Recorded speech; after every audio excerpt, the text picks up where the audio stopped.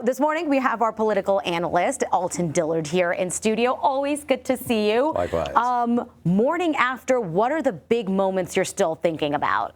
Well, one of the big moments I'm thinking about is not only the anti-incumbency, but also that vibe of anti-establishments. I think the most surprising races to me were going to be the margins in the Weiser-Bennett race and the DeGette-Quiros race. And talking about some of the younger candidates we're seeing, right? Quiros at 29, Manny Rutinel at 31. What does that tell you about a bigger trend? That's definitely a part of a trend, and I was talking with Shannon about this a couple of weeks ago. There was a Marist poll that came out that showed 80% of United States voters, regardless of their party affiliation, believe in both age and term limits for Congress. So I think that it's just going to be that turning of the page. People are saying we want fresher ideas. We don't want the go-along, get-along politics that have sort of gotten the country on the trajectory it's on now. You know, now we look to November as we're waiting on more results coming in. What are your predictions? What are you paying the most attention to?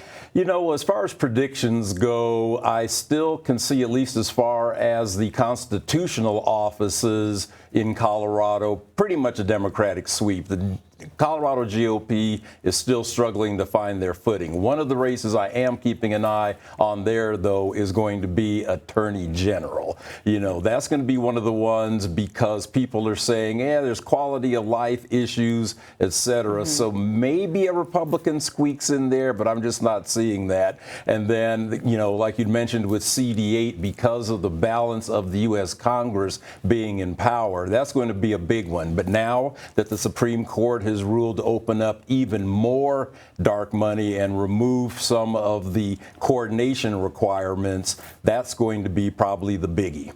All right. Well, we always appreciate your perspective and your outlook. Always appreciate your time, Alton. Thank you.